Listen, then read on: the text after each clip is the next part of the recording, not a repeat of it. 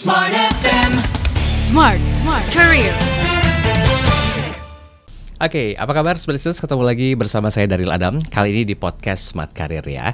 Kadang-kadang bagi orang yang baru saling kenal itu menjaga etika, itu wajar. Tapi banyak orang yang sudah lama kenal, mereka lepas berkomunikasi. Itu pun wajar. Dan pilihan ketiga, ada yang baru kenal tapi ngerasa cocok kok langsung enak gitu loh komunikasinya. Nah, pertanyaannya, ada beberapa poin penting yang perlu kita perhatikan sebagai sebuah etika tentang komunikasi. Hari ini di podcast Smart Career, kita akan bahas bersama dengan seorang psikolog yang akan menjabarkan detail tentang komunikasi efektif. Apa dan bagaimana? Kita kenalan langsung yuk bersama dengan Ibu Ayu Sutomo. Assalamualaikum Bu Ayu. Waalaikumsalam warahmatullahi wabarakatuh. Terima kasih waktunya.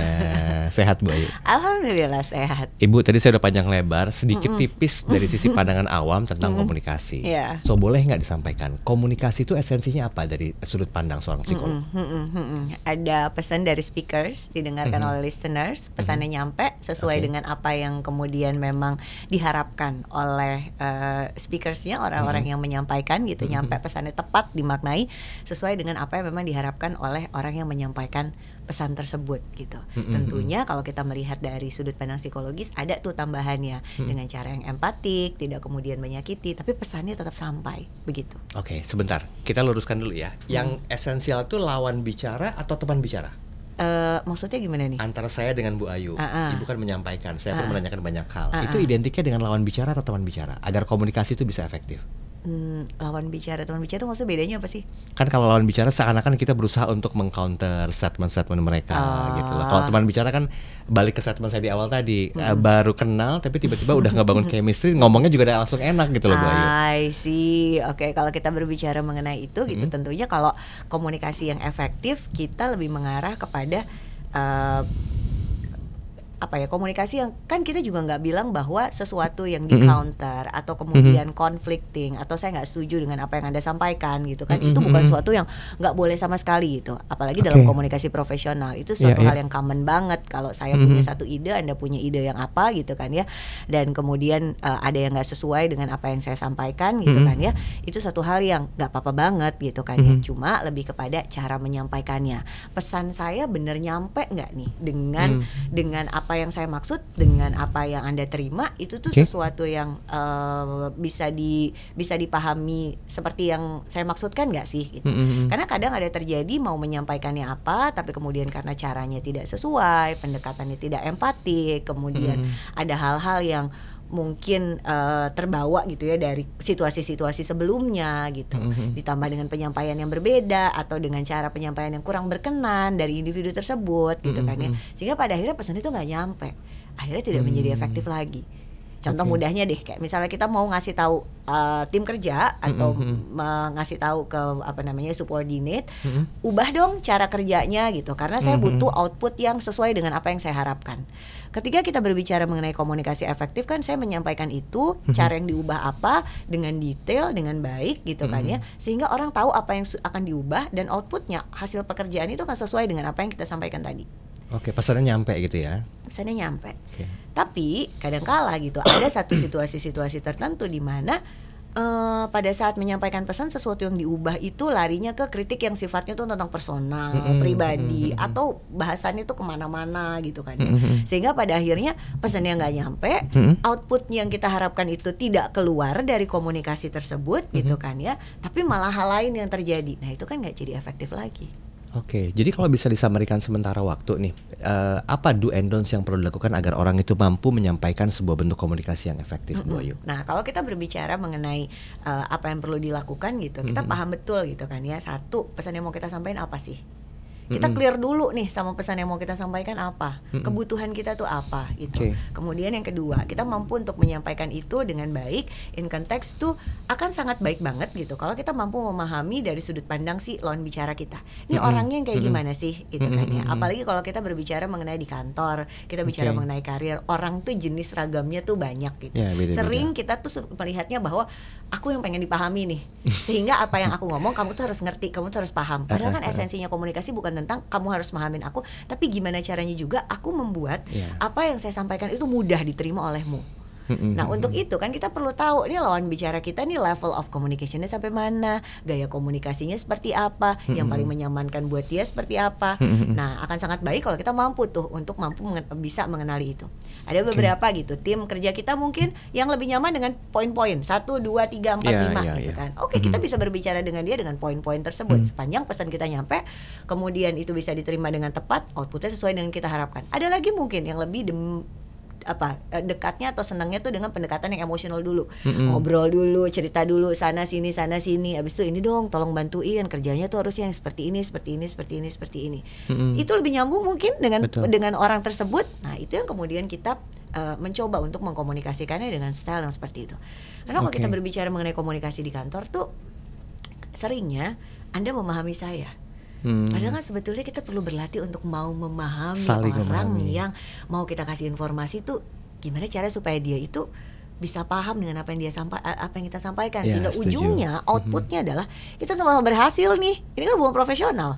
Nah itu yang kita bilang efektif tuh kalau sampai berhasil. Cara efektifnya macam-macam, masing-masing orang punya style dan gayanya yang berbeda. Oke, sebentar, saya jadi tertarik untuk membahas sedikit masalah sisi ego ya, karena setiap orang seperti yang disampaikan oleh Bu Ayu tadi, kamu berusaha untuk mengerti saya juga berusaha untuk mengerti kamu. Itu kan berarti ada dua ego yang harus ketemu dan equal gitu ya. Setuju ya Bu Ayu ya. Nah, apakah komunikasi efektif ini juga mampu merampungkan segala permasalahan yang mungkin lebih ke intrapersonal, ke personal atau antar pribadi gitu loh. Kalaupun mampu, berapa waktu yang dibutuhkan untuk bisa melakukan sebuah pendekatan dengan ego masing-masing yang terbilang kayaknya kan susah juga untuk dimengerti ya Bu Ayu ya. Oke, kalau kita mulai dari 0 to 0 artinya adalah sebenarnya nggak ada isu apa-apa nih di antara dua individu tersebut. Itu akan sangat-sangat mudah. Itu akan menjadi bukan sangat mudah, tapi menjadi lebih mudah gitu. Karena memang kita mulainya nggak ada isu apa-apa, 0 to 0 nih. Tapi kan kehidupan di dalam profesional, apalagi dalam yang day to day itu ketemu, semakin banyak interaksi, kerap gesekannya itu juga semakin banyak. Yang pada akhirnya kerap jadi adu-aduan ego nih seperti apa gitu kan. Nah kalau kemudian kita tanya efektif gimana? Oke, kalau berbicara mengenai ranah profesional, kita kembalikan ke ranah profesionalnya aja. Pada saat berbicara, kemudian tidak menyerang secara pribadi, apa-apa yang kita sampaikan itu sesuai dengan koridornya, apa-apa kebutuhannya memang berdasarkan tugas kita bersama nih harusnya seperti apa. Kita menjaga di ranah yang itu. Tapi kalau misalnya memang mau mencairkan suasana supaya kemudian bisa saling mengerti, ya bisa, tapi butuh waktu yang cukup panjang. Butuh pencairan suasana yang menyenangkan. Butuh komunikasi yang sifatnya mungkin lebih bukan hanya sekedar di kantor aja gitu kan ya.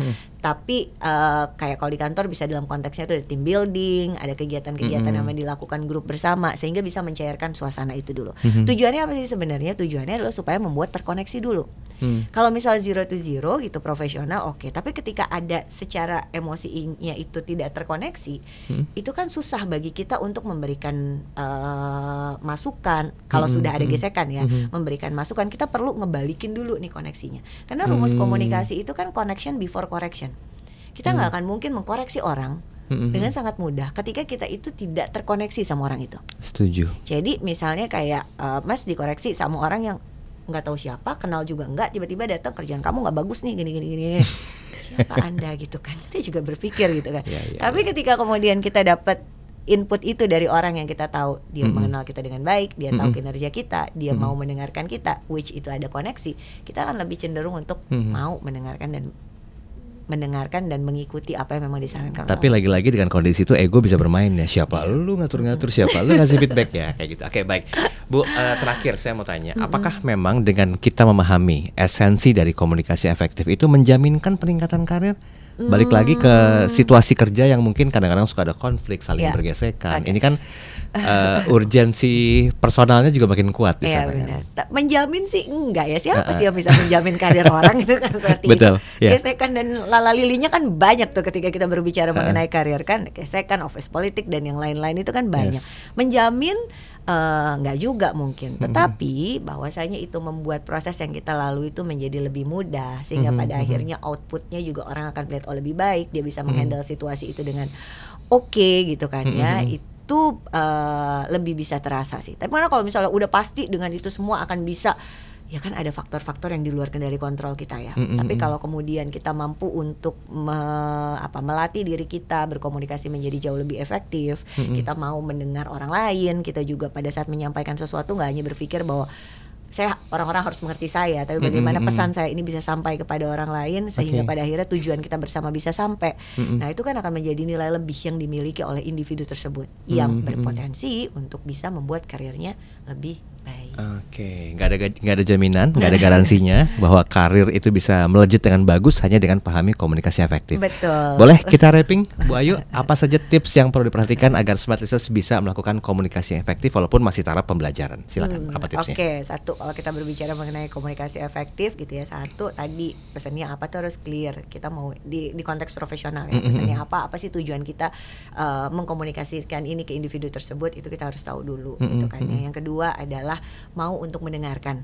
Jadi bukan hanya mau untuk didengar, tapi mau untuk mendengarkan. Karena dengan mau untuk mendengarkan kita akan mengupayakan untuk gitu ya menyampaikan apa yang kita maksud dengan frekuensinya dia nih, supaya kita dapat frekuensinya. Tujuannya sebenarnya apa? Supaya pesan yang kita sampaikan gitu kan ya bisa diterima dengan baik. Tujuan kita bersama dalam satu tim secara profesional itu bisa nyampe bareng-bareng kayak gitu. Dan untuk mau mendengarkan itu sebetulnya PR-nya, karena butuh kerendahan hati, butuh mau untuk menggeser atau membuka gitu kan diri kita, menurunkan mungkin kalau tadi Mas bilang ada ego gitu kan ya. Ada yang perlu untuk kemudian sedikit diturunkan. Kalaupun emang kita kesulitan dengan hal tersebut, kita membuka ruang-ruang itu. Kenapa ya kok saya sulit banget untuk mau mendengarkan? Kenapa ya kok saya kesentuh atau kesentil banget kalau ada orang yang kayaknya ucapan saya tuh nggak langsung diiyain sama dia. Nah, itu kita perlu melihat ke diri kita lebih dalam untuk nyampe ke situ. Oke. Gitu. Baik, sebenarnya statement bijaknya adalah bagaimana kita mampu mengenal ego kita sendiri agar kita mampu juga mendengarkan apa yang ingin disampaikan oleh orang lain. Dan harus ada dua pilar ya yang ketemu untuk bisa menyatukannya menjadi sebuah keinginan atau sebuah pencapaian dalam sisi profesional. Semoga bermanfaat. Kita ketemu lagi di podcast Smart Career berikutnya. Sampai jumpa. Smart FM. Smart Career. Make your future better.